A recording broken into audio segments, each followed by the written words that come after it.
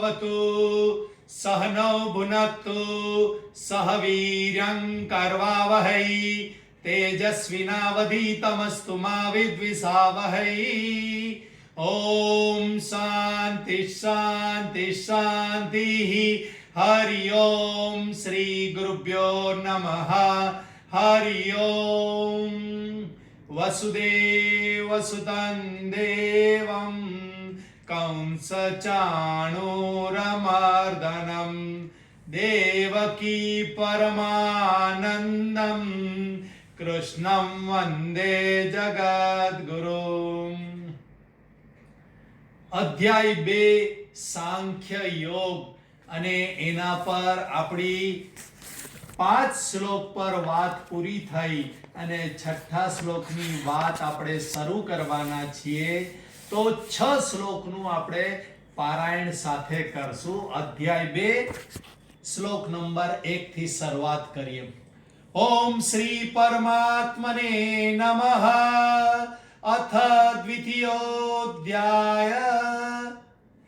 संजय उवाच तन्तथा कृपयाविष्टम् अश्रुपूर्णाकुलेक्षणम् विषीदन्तमिदं वाक्यम् उवाच मधुसूदन. श्रीभगवानुवाच कुतस्वाकस्मलमिदम् विषमे समुपस्थितम् अनार्यजुष्टमस्वर्ग्यम् अकीर्तिकरमर्जुन. क्लेब्यमास्मगमः पार्थ नैतत्त्वय्युपपद्यते. क्षुद्रं हृदय दौर्बल्यम् त्यक्तोत्तिष्ठ परन्तप. अर्जुन उवाच कथं भीष्ममहं संख्ये द्रोणं च मधुसूदन. इषुभिः प्रतियोत्स्यामि पूजार्हावरिसूदन. गुरून् हत्वा हि महानुभावान् श्रेयो भोक्तुं भैक्षमपीह लोके. हत्वार्थकामास्तु गुरूनिहैव भुञ्जीय भोगान् रुधिरप्रदिग्धान्. न चैतद्विद्म कतरन्नो गरीया यद्वा जयेम यदि वा नो जयेयुः. यानेव हत्वा न जिजीविषाम तेव स्थिता प्रमुखे धार्तराष्ट्राः. ભગવાન બીજા અધ્યાયથી લૌકિક ઉપદેશ આપવાની શરૂઆત કરે છે અને એમાં અર્જુનને લૌકિક ઉપદેશ ગળે નથી ઉતરતો એટલે ચોથા શ્લોકથી તર્ક ચાલુ કરે છે. 5મા શ્લોકમાં થોડોક નરમ પડી અને તર્ક તો ચાલુ જ છે. અને તમે બધાએ જોયું કે 5મા શ્લોકમાં એણે કીધું કે મારે આવા કોઈના લોહીથી ખરડાયેલા ભોગ અને ધન જોઈતા નથી. અને ગુરુ દ્રોણ અને ભીષ્મને મારીને મારે કોઈ રાજ્ય જોઈતું નથી. કારણ એ લોકો અર્થની કામનાથી એટલે કે ધનની કામનાથી લડવા નથી આવ્યા. એ લોકો દુષ્ટ નથી માટે દુષ્ટને મારવાના હોય આવો તર્ક આપે છે. છઠ્ઠા શ્લોકમાં હજી એના તર્ક ચાલુ છે અને કહે છે વળી અમે એ પણ જાણતા નથી કે અમારા માટે યુદ્ધ કરવું કે ન કરવું એ બેમાંથી કયું શ્રેષ્ઠ છે. અથવા એ પણ નથી જાણતા કે તેમને એટલે કૌરવોને અમે હણી અને જીતશું કે તેઓ અમને જીતશે. અને જેમને હણીને અમે જીવવા પણ માંગતા નથી. તે જ અમારા આત્મીય ધૃતરાષ્ટ્રના પુત્રો અમારી સામે યુદ્ધ માટે ઊભા છે. આ એનું ભાષાંતર છે. અર્જુન કૃષ્ણ ભગવાનને હવે છેલ્લો તર્ક પોતે કેમ યુદ્ધ નથી કરતો એની સત્યતા એ સમજાવવાની કોશિશ કરે છે. અર્જુનને અહીંયા બે પાપ કરવાનો પ્રસંગ આવ્યો. તમારા ને મારા જીવનમાં કોઈક વાર એવો પ્રસંગ આવે કે બંને બાજુ નુકસાન હોય. અર્જુનને પણ અહીંયા એવો જ પ્રસંગ આવ્યો કે એક બાજુ સામે ગુરુજનો અને વડીલો અને ભાઈઓ બધા હતા, એને મારવાનું પાપ, અને બીજી બાજુ જો એને ન મારે અને યુદ્ધ ન કરે તો કર્તવ્ય કર્મ છોડવાનું પાપ. આવું તમારા ને મારા જીવનમાં ઘણીવાર ધર્મ સંકટ ઊભું થતું હોય, અને આવા ધર્મ સંકટ વખતે જ ગીતા ખૂબ મદદરૂપ થતી હોય છે. પાછું અર્જુનને આ શ્લોકમાં બીજી અનિશ્ચિતતા હતી કે ધારો કે હું યુદ્ધ ચાલુ કરું અને હજારો લાખો લોકોને મારું અને પછી પણ હું જીતીશ કે નહીં એની કોઈ ગેરંટી નહીં, અને ધારો કે હું જીતીશ નહીં તો મને ભોગ અને ધન પણ નથી મળવાના, અને આ લાખો લોકોને માર્યા એવું પાપ પણ મળવાનું છે. એટલે બે રીતે નુકસાન પણ થઈ શકે છે. પહેલા તો એને કીધું કે કદાચ ગુરુજનોને મારી નાખીશ તો ધન અને ભોગ મળશે, અને કર્તવ્ય કર્મ છોડી અને ભિક્ષા માંગીશ તો એક પાપ થશે. બે માંથી એક પાપ તો કરવાનું છે. જ્યારે અર્જુન આ શ્લોકમાં કહે છે કે બંને બાજુ પાપ છે. એક તો યુદ્ધ ચાલુ કરો એટલે ધડાધડ લાખો લોકો મરે, બરાબર છે, એટલે એનું પાપ ધડ જમા થાય. અને ધારો કે યુદ્ધ કર્યા પછી પણ આ અધર્મી લોકો પૂરેપૂરા મરે નહીં તો અધર્મ તો ચાલુ જ રહેવાનો, મને ભોગ ને ધન તો નહીં મળવાના, એ પણ નુકસાન. પાપ મળ્યું અને ભોગ ને ધન પણ નહીં મળ્યા. એટલે યુદ્ધમાં કોણ જીતશે એ બાબત પર અર્જુનને અનિશ્ચિતતા હતી. એવું નહોતું કે અર્જુન કાયર હતો, પોતાના બળ પર વિશ્વાસ ન હતો એવું નહીં, પરંતુ ભવિષ્યની કોઈને ખબર નથી હોતી. રાજા રામને કાલે શું થવાનું છે કોઈને ખબર નથી. એટલે ભગવાન રામને પણ ખબર નહોતી તો અર્જુનને ક્યાંથી ખબર હોય? અર્જુન યુદ્ધ જીતીને પણ કરત શું? તો શું થયું? તો કે અર્જુન યુદ્ધ જીતે તો ભોગ અને રાજ્ય એને મળત, પણ એ તો પહેલેથી જ પહેલા જ અધ્યાયમાં એને વૈરાગ્ય પ્રાપ્ત કરી લીધો હતો. ધારો કે સંન્યાસીને આપણે આ કહીએ કે તું તને 1 કરોડ રૂપિયા આપો, અરે પણ મેં બધું મારું છોડીને સંન્યાસ લીધો છે, એટલે તું મને 1 કરોડ રૂપિયા આપ, ગાડી આપ, તો એ મારે તો કોઈ કામની જ નહીં. કારણ મેં વૈરાગ્ય, સાચા સંન્યાસીની વાત કરું છું, મેં તો વૈરાગ્ય પ્રાપ્ત કર્યો છે અને ભિક્ષા લઈને અન્ન ગ્રહણ કરવાનું મેં નક્કી કરી લીધું છે, અને ગામે ગામ ફરે રાખું છું, અને મને કોઈ ધનની લાલસા જ નથી. મારું હું ભલો ને મારું કમંડળ, બસ એક, અને મારો ભગવાન. એટલે અર્જુન ધારો કે યુદ્ધ જીતે તો પણ એને પહેલેથી તો વૈરાગ્ય આવી જ ગયો હતો. નકાંસે વિજયમ કૃષ્ણ નચ રાજ્યમ સુખાની ચ કિમ ન રાજ્યેન ગોવિંદમ કિમ ભોગે જીવિતેન વા. આ પહેલા અધ્યાયનો શ્લોક છે. એ કહે છે હું વિજય પણ નથી ચાહતો કે રાજ્ય પણ ચાહતો નથી, અને વિજય અને રાજ્ય લઈને કરીશું.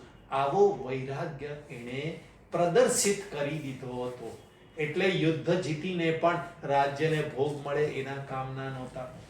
બીજું, એને શરીરના મૃત્યુની પણ ફિકર નહોતી. આગળ જ કહી ગયો કે હું મરી જાઉં તોય મને વાંધો નથી, પરંતુ તો ભિક્ષા લઈને જ અન્ન ગ્રહણ કરીશ. એટલે આ શરીર ભલે આ કૌરવો મને મારી નાખે તોય મને કોઈ ચિંતા નથી, પણ હું એમને નહીં મારું. એટલે ધારો કે યુદ્ધ કરીને જીતી પણ જાય તો પણ શરીર ભાવ તો એને શરીરની જે શરીર માટે ભોગ અને ધન હતા એ શરીરના મૃત્યુનો તો ભય ચાલ્યો જ ગયો હતો, અને માટે એ જીતીને પણ જીવવા માંગતો ન હતો. આ રીતની પરિસ્થિતિ, એટલે યુદ્ધ કરવામાં એને કોઈ રીતે ફાયદો દેખાતો નહોતો. ઘણીવાર આપણને એવું મન વિચલિત થઈ જાય કે ધર્મ સંમૂઢ થઈ જાય કે કોઈ પણ કાર્યમાં આપણને લાભ દેખાય નહીં. આ લૌકિક લાભ કે આધ્યાત્મિક લાભ. આ અર્જુનને પણ ધર્મ થોડો ઘણો જાણતો હોય ને એ ડેન્જરસ. આપણે કહીએ ને હાફ નોલેજ ઇઝ ડેન્જરસ. અડધું જાણો એ ડેન્જરસ છે. અર્જુનને અત્યારે જાણતો તો પૂરું, દ્રોણાચાર્યજી પાસે એણે પૂરેપૂરું જ્ઞાન મેળવી લીધેલું, પરંતુ અત્યારે એને અડધું યાદ આવ્યું. રણના મેદાનમાં અડધું એને યાદ આવ્યું અને એટલા માટે એને ડેન્જરસ થઈ ગયું. અને માટે જ એણે આ કર્મોની પરીક્ષા કરી. કઠોપનિષદ અને મુંડક ઉપનિષદમાં પણ આવો શ્લોક આવે છે. પરીક્ષ્ય લોકાન કર્મચિતાન બ્રાહ્મણઃ નિર્વેદ માયામ નાસ્ય કૃતકૃતેન. તમારે કે મારે કર્મોની પરીક્ષા કરીને જ આગળ વધવાનું. આ કર્મ મને કલ્યાણના માર્ગે લઈ જશે. ન લઈ જતો હોય તો એ કર્મને રોકી લેવો. ગમે તેટલો લોભ થાય તો પણ એ કર્મ કરવા નહીં. આ એકદમ સ્પષ્ટ કરી દો. પરીક્ષા કરવાનું શાસ્ત્ર કહે છે. કોઈ પણ કર્મ કરો, પછી માનસિક હોય, વાચિક હોય કે કાયિક કર્મ હોય, પરીક્ષા કરીને જ આગળ વધવાનું. પરીક્ષા વગર આગળ વધતા નહીં. અહીંયા પણ અર્જુન લૌકિક સુખની પરીક્ષા કરે છે. આ કર્મો અને ભોગ થી સુખ કેવું મળશે? તમને બધાને ખબર છે કે આ જગતના કર્મો કરો અને એના ફળ મળે, એનાથી સુખ કેવું મળે છે? તો કે ક્ષણિક સુખ મળે છે અને લાંબુ દુઃખ હોય છે. કર્મ કરવો ત્યારે પણ દુઃખ. કર્મની પહેલા ઈચ્છા થાય ને એનું દુઃખ, પછી કર્મ કરો એનું દુઃખ, પછી કર્મ કર્યા પછી રાહ જોવાનું દુઃખ, અને પછી ફળ મળે, અને પછી ફળ મળ્યા પછી ફળ ચાલ્યા જવાનું પણ દુઃખ. એટલે દુઃખ દુઃખ દુઃખ દુઃખ દુઃખ દુઃખ દુઃખ દુઃખ દુઃખ દુઃખ દુઃખ. આમાં ક્યાં સુખ હું બોલી ગયો ખબર જ ન પડે. એવું તમારા મારા જીવનના અનુભવ જોજો. નાનપણમાં ચાલતા થયા, સુખ મળ્યું થોડો સમય, પછી નિશાળમાં ગયા તો દુઃખ દુઃખ દુઃખ દુઃખ હતો, પછી થોડોક સમય રિઝલ્ટ આવ્યું, સારા પર્સન્ટેજ આવ્યા તો એક દિવસ સુખ રહે છે, પણ મહેનત આખા વર્ષની હોય છે. પછી ધીરે ધીરે મોટા થયા, નોકરીમાં ગોતવા માટેનું કેટલું દુઃખ, ને નોકરી મળી એક દિવસ સુખ રહે. પછી એ યાર નોકરીમાં બહુ તાસ છે, 8-8 9-9 કલાક કામ કરવું પડે છે, દુઃખ ચાલુ. પગાર આવ્યો એક દિવસ સુખ, પાછું દુઃખ ચાલુ. અરે યાર પગાર તો ઓછો પડ્યો, કાં તો ક્યાં વાપરું, શું વાપરું, એના પ્લાનિંગનું દુઃખ. પછી મોટા થયા, ગોતવાનું દુઃખ, ગોત્યા પછી મળ્યા, લગ્ન નક્કી થયા, એના પહેલા કેટલી બધી હાડમારીઓ, લગ્ન વખતે થોડુંક દુઃખ. આઈ ડોન્ટ નો, આ હું તમને ઇન જનરલ કહું છું, બધાના અલગ અલગ અનુભવ હોઈ શકે. એટલે થોડુંક સુખ અને પછી જવાબદારીઓનું લાંબુ દુઃખ. આખી જિંદગી જવાબદારીનો ભાર ઉપાડીને ચાલવાનું. આવું તમે જીવનની આ સંસારની પરીક્ષાઓ કરતા રહેશો તો તમને દરેક ફળની આગળ અને ફળની પાછળ દુઃખ જ દેખાશે. હું ઘણીવાર છંદાવલી બોલું છું અને મને બહુ પ્રિય છે, અને એટલા માટે છંદાવલીઓ નિયમિત બોલવાની કે જેથી તમારી અંદર સાવધાની રહે. निसारय संसार दुख भंडार माया जाल है, ऐसा यहाँ पर कौन है खाता जिसे नहीं काल है, फिर मित्र सुत दारादि में क्यों व्यर्थ ही संसक्त है, यदि इष्ट निज कल्याण है मत भोग में आसक्त हो. આવી ઘણી છંદાવલી છે. निसार्य संसार दुख भंडार माया जाल है, ऐसा यहाँ पर कौन है खाता जिसे नहीं काल है. કાલના પેટમાં વસ્તુ, વ્યક્તિ ને પરિસ્થિતિ બધું જ ચાલ્યું જાય છે, બધું જ ચાલી જાય. સુખરૂપ પરિસ્થિતિઓ પણ ચાલુ જાય છે, સારા માણસો પણ આવે છે ને જાય છે, સારી વસ્તુઓ પણ આવે છે ને જાય છે, એની અંદરનું સુખ તો આવે છે ને જાય છે. એટલે આવી પરીક્ષા અર્જુને અહીંયા કરી. એણે કર્મોની એટલે કે યુદ્ધરૂપી કર્મની એટલે કે પોતાના કર્તવ્યની અને ભોગોની એની પાછળ મળતા સુખની કે દુઃખની પરીક્ષા કરી. આવી પરીક્ષા કરવા પાછળ અર્જુનનું ભણતર હતું. અર્જુને જે સત્સંગ કર્યો હતો ને એ હતું, દ્રોણાચાર્ય પાસેથી વિદ્યા મેળવી હતી ને એ હતું.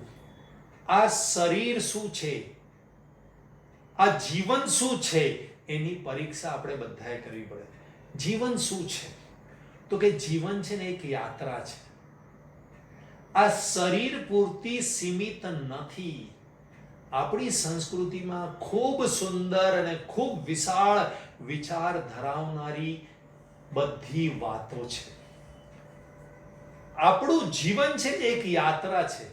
આપણે આ શરીર લીધું ને એની પહેલા લાંબી યાત્રા કરીને આવ્યા છે. કેટલી યોનિઓમાં કેટલાય જન્મો લઈ અને આપણે અહીંયા આ શરીરની અંદર આવ્યા છે. આ યાત્રા ચાલુ છે, જન્મોથી ચાલી રહી છે.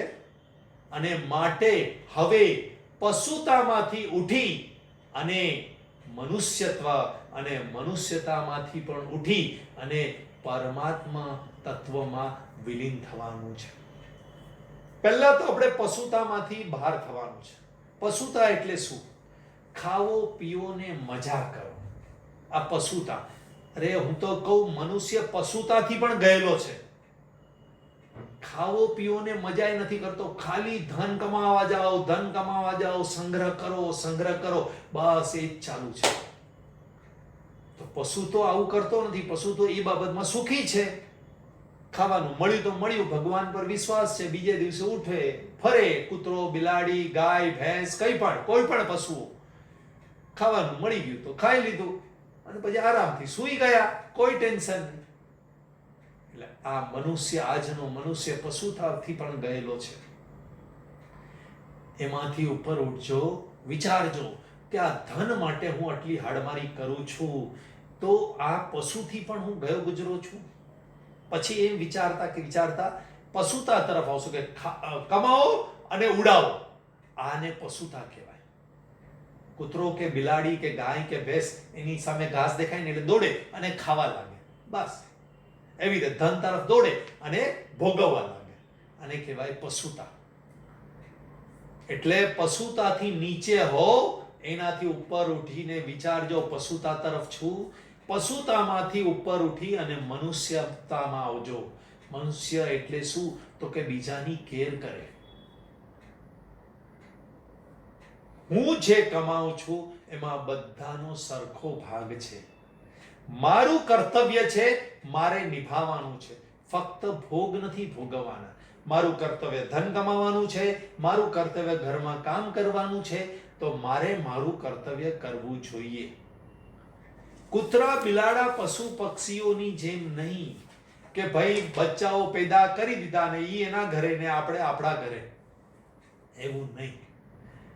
મનુષ્ય થઈને જન્મ થયો છે તો આપણી જવાબદારી છે, આપણે જેને જન્મ આપીએ એની અંદર પણ મનુષ્યતા આવવી જોઈએ, સંસ્કાર આવવા જોઈએ, સેવાના ભાવના આવી જોઈએ, કર્તવ્ય એને ખબર હોવી જોઈએ પૂરેપૂરી, અને કર્તવ્યનું આચરણ કરાવવું જોઈએ. કૂતરા બિલાડાઓ કર્તવ્યનું આચરણ ન કરાવે. ઈ તો જન્મ આપે ને થોડોક સમય રાખે ને બાકી પછી ઈ છૂટા ને આપણે છૂટા. એવી રીતે પશુઓમાં મા બાપ આવી રીતે કરતા હોય, જ્યારે મનુષ્ય આવી રીતે ન કરતા હોય. આખી જિંદગી સુધી એનું સંસ્કાર સિંચન ચાલતું હોય. દીકરા દીકરીઓની અંદર પોતે પણ સંસ્કારી બનવાની કોશિશ કરતા હોય. આ મનુષ્યતા છે. મનુષ્યતાથી ઉપર ઉઠીને પણ કર્તવ્ય પોતાનું કરી લીધું તો 4 આશ્રમ પ્રમાણે ગ્રહસ્થ આશ્રમ પૂરો કરી દેવો અને વાનપ્રસ્થ આશ્રમમાં પ્રવેશ કરી અને અધ્યાન પર પણ ધ્યાન આપવું જોઈએ. આ છે આધ્યાત્મિકતા. અને પછી આધ્યાત્મિકતા કરતા કરતા પ્રભુતા આવવી જોઈએ. મનુષ્યતામાંથી પ્રભુતામાં પહોંચવાનું છે. એટલે પશુતાથી નીચેનો તો કોઈ શબ્દ જ નથી. શાસ્ત્ર એનું વર્ણન જ નથી કરતો કે એ પશુ કહેવાને લાયક ન હોય તો એ તો નરકનો અધિકારી છે. એટલે પશુતાથી નીચે તમારે રાક્ષસતા કેવી હોય કે અસુરતા કેવી હોય કે જે કેવું હોય એ કહી શકાય છે. એટલે આપણે એમ સમજવા માટે અસુરતા, પછી પશુતા, પછી મનુષ્યતા, પછી આધ્યાત્મિકતા અને પછી પ્રભુતા તરફ આપણે જવાનું છે, અસંગ થઈ જવાનું છે. આ બીજા અધ્યાયનો આ જ આપણને બધા 15મા અધ્યાયનો ઉપદેશ હતો અસંગતા. એ અસંગતા તરફ થઈ જવાનું, મારું કર્તવ્ય પૂરું. અમુક ઉંમર થાય, શાસ્ત્ર કહે છે એ પ્રમાણે હવે કર્તવ્ય પૂરું, મારે એમાં બહુ ચિંતા નથી કરવાની. બસ હવે સત્કર્મો કરવાના અને પરમાત્મા તરફ ચાલવાનું છે. માટે જીવન એક યાત્રા છે. યાત્રામાં આપણે પ્રભુતા તરફ પહોંચી જઈએ તો પ્રગતિ છે, પરંતુ મનુષ્યતામાંથી પશુતા અને પશુતામાંથી અસુરતા તરફ પહોંચીએ તો અધોગતિ છે, અને પછી જ એવો જ જન્મ બીજો મળે આપણને. આમ અહીંયા ઘડી અર્જુન ઉપર ઉઠવા માંગતો હતો, એટલે તર્ક કરતો હતો કે ભગવાન મારે પ્રભુતા અહીંયા ઘડી એક પ્રશ્ન આવ્યો. પ્રભુતા એટલે પ્રભુત્વ, એટલે પ્રભુ બની જવું, પરમાત્મા બની જવું એટલે પ્રભુતા. એટલે આપણા બધાનું લક્ષ્ય છે કે આ જ જન્મે આપણે પરમાત્મા સ્વરૂપ બની જવું, પરમાત્માને જાણી લેવા, જ્ઞાનનિષ્ઠ થઈ જવું, મોક્ષને પ્રાપ્ત થઈ જવું. આ બધા સમાનાર્થી શબ્દ છે. એટલે આ રીતે અર્જુન પણ એનું કલ્યાણ ઈચ્છતો હતો, પરંતુ એને કલ્યાણ જણાતું નહોતું. 6થા શ્લોક સુધી એને કલ્યાણ યુદ્ધ ન કરવામાં હતું, પરંતુ ભગવાનની અંદર કોઈ અસર નહીં થઈ, એટલે અર્જુન 7મો શ્લોક બોલે છે. આપણે 7મા શ્લોકનું પારાયણ કરશું. કાર્પણ્ય દોષોપહત સ્વભાવ પૃચ્છામિ ત્વામ ધર્મ સમ્મૂઢ ચેતાઃ યશ્રેયસ્યાત નિશ્ચિતં બ્રૂહિ તન્મે શિષ્યસ્તેહં સાધિમાં ત્વામ પ્રપન્નમ. બહુ સુંદર. અને ગીતાના અમુક શ્લોક હૃદયસ્થ થઈ ગયા છે. એમાંનો આ એક શ્લોક છે. મારી સામે બેઠેલા ઘણા જૂના સાધકો છે, એમણે આ શ્લોક મારા મોઢે ઘણી બધી વાર સાંભળ્યો છે. જેવી રીતે છંદાવલી હું ઘણી બધી વાર તમારી સામે બોલ્યો હોઈશ, જે હમણાં બોલી ગયેલો વચ્ચે, એવી રીતે જ આ શ્લોક પણ બધાએ મુખપાઠ કરી લેવા જેવો છે. આ શ્લોકનો અર્થ છે, આથી જ કાયરતા રૂપી દોષને લીધે જેનો સ્વભાવ નષ્ટ થયો છે, એવો તથા ધર્મની બાબતમાં મોહિત ચિત્ત થયેલો હું આપને પૂછું છું કે જે નિશ્ચિત રૂપે કલ્યાણકારી સાધન હોય તે મને કહો, કેમ કે હું આપનો શિષ્ય છું, માટે આપને શરણે આવેલો છું, અને મને ઉપદેશ આપો. સ્ટેપ બાય સ્ટેપ આ એક શ્લોકની અંદર અર્જુનના જીવનનું ટોટલ પરિવર્તન થઈ જાય છે, ને કે ટ્રાન્સફોર્મેશન થઈ જાય છે આખું. અને એ જ આપણે સમજવાની કોશિશ કરશું. માણસ ગુરુ કે શાસ્ત્રની શરણાગતિ ક્યારે શીખે? કારણ ઉપદેશ તો બે પાસેથી મળે. કાં તો જગતગુરુને ગુરુ માનો, આ કૃષ્ણમ વંદે જગતગુરુ, એને જ ગુરુ માનો. કાં તો તમને જેના પર શ્રદ્ધા હોય એને ગુરુ માનો, અને કાં તો શાસ્ત્રને ગુરુ માનો. પરંતુ શાસ્ત્ર પ્રતિક્રિયા નથી આપતું, તકલીફ ઈ છે. અને કૃષ્ણ પરમાત્માનો ઉપદેશ એ પ્રતિક્રિયા નથી આપતું કે તમે સાચું વિચારો છો કે ખોટું વિચારો છો. અને માટે જ આપણા શાસ્ત્રમાં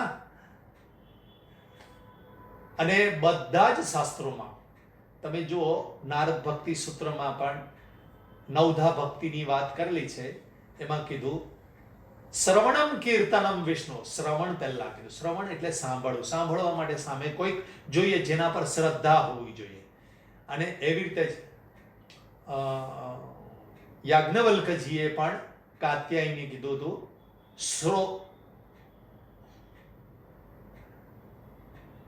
દ્રષ્ટવ્ય, શ્રોતવ્ય, મંતવ્ય, નિધિધ્યાસિતવ્ય. આગળનું વાક્ય ભૂલી ગયો. આત્માવારે દ્રષ્ટવ્ય, શ્રોતવ્ય, મંતવ્ય, નિધિધ્યાસિતવ્ય. એટલે આત્માને જોવો જોઈએ. કેવી રીતે? તો એની 3 સાધના કીધી. મનુષ્યનું લક્ષ્ય છે આત્મ તત્વને જોવું, એટલે કે આત્મ તત્વને જાણવું કે પામવું. એના માટેની 3 સાધના કરી. શ્રોતવ્ય એટલે સાંભળવું, મંતવ્ય એટલે મનન કરવું, અને નિધિધ્યાસિતવ્ય એટલે નિધિધ્યાસન એટલે જે મનન કરેલો નિશ્ચયો એને ધ્યાનમાં રોજ યાદ કરવાનો. માટે સાંભળવાની ક્રિયાને અહીંયા મહત્વ આપ્યું છે. અને સાંભળવા માટે શ્રદ્ધા અને શરણાગતિ હોવી ખૂબ જરૂરી છે. પણ શરણાગત કે શ્રદ્ધાવાન ક્યારે થાય? તમે ઘણા બધા પ્રયત્ન કર્યા હશે ઘરવાળાઓને સત્સંગમાં લાવવા કે વાળવા કે સાંભળવા માટે, ઓડિયો કે નોટ્સ વાંચવા માટે કે ઓડિયો સાંભળવા માટે ઘણા બધા પ્રયત્ન કર્યા હશે. પરંતુ જ્યાં સુધી એમને શ્રદ્ધા નહીં આવે, જ્યાં સુધી શરણાગતિ નહીં થાય, ત્યાં સુધી આ દિશામાં આગળ વધી શકશે નહીં. તો શ્રદ્ધા ને શરણાગતિ કેવી રીતે થાય? તો પ્રશ્ન થાય ને કે સત્સંગ તરફ નથી વળતા, કે સત્સંગ નથી કરતા, કે સાંભળતા નથી, તો શ્રદ્ધા અને શરણાગતિ નથી. તો શ્રદ્ધા ને શરણાગતિ આવે કેવી રીતે? તો અર્જુનને જુઓ, અર્જુનની અંદર શ્રદ્ધા ને શરણાગતિ ભગવાન પ્રત્યે આવી કેવી રીતે? તો કે એણે કર્મની અંદર દોષ જોયા, કે કર્મ અને ભોગ કે ધનમાં એને સુખ હવે દેખાયું નહીં, ત્યારે એને ભગવાન પર શ્રદ્ધા થઈ અને શરણાગતિ થઈ. તો આપણે બધાએ રાહ જોવાની આપણા સ્વજનોની, કે આપણે કહેતા રહેવાનું ભગવાનની જેમ, પરંતુ રાહ જોવાની કે જે દિવસે એમને આ સંસારના ભોગો, ધન કે કર્મોની અંદર દુઃખ દર્શન થશે અને ક્ષણિક વૈરાગ્ય આવશે, તે દિવસે તમારે પકડી લેવાનો. લોકો ને લોઢું ગરમ હોય ત્યારે હથોડો ટીપી દેવાનો. એટલે કોઈ કે અરે યાર કઈ મજા નથી, આ ધંધામાં બધા ચીટર થઈ ગયા છે, આમ છે તેમ છે, આવી કમ્પ્લેન કરતા હોય ને, એ દિવસે બેસવાનું તમારે એની સામે. જો સંસાર આવો જ છે. પછી છંદાવલી સંભળાવવાની, પાકી કરી લેજો છંદાવલીના શ્લોક પાકો કરે. આ 2 વસ્તુ તો કરો, પછી છંદાવલી સંભળાવવાની, નિસારે સંસાર. બીજી એક છંદાવલી બહુ મસ્ત છે. જો મોક્ષ હેતુ ચાહતા વિષ સમ ત્યજતા તરે, આર્જવ સમા સંતોષ સમદમ પી સુધા દિન રાત રહે. संसार जलती आग है, इस आग से झट भाग कर, आशांत शीतल देश में हो जा अजर, हो जा अमर. તમારે તમારા સ્વજનને કહેવાનું, આ શાંત શીતલ દેશ में हो जा अजर, हो जा अमર. તારો વૃદ્ધત્વ પણ નહીં આવે અને મૃત્યુ પણ નહીં આવે. આ બંને છંદાવલી બરાબર ઘૂંટી ઘૂંટીને, આપણે આયુર્વેદની દવાઓ ઘૂંટે તો એનું તેજ વધે, એવી રીતે ઘૂંટી ઘૂંટીને પોતાના જીવનમાં ઉતારજો. અને પછી જ્યારે પણ સંસારમાંથી વૈરાગ્ય, ક્ષણિક વૈરાગ્ય પ્રાપ્ત થાય ત્યારે પકડી લેવાનું શાસ્ત્રને અને ભગવાનના ઉપદેશને, ત્યારે પકડી લેવાનું. અહીંયા ઘડી આપણે અટકીએ છીએ. 7મા શ્લોકમાં આગળ આપણે વાત કરશું. ઓમ પૂર્ણમદ પૂર્ણમિદં પૂર્ણાત પૂર્ણમુદચ્યતે પૂર્ણસ્ય પૂર્ણમાદાય પૂર્ણમેવાવશિષ્યતે. ઓમ શાંતિ શાંતિ શાંતિ. હરિ ઓમ શ્રી ગુરુભ્યો નમઃ. હરિ ઓમ. કવિતાબેન કઈ જણાવવાનું છે?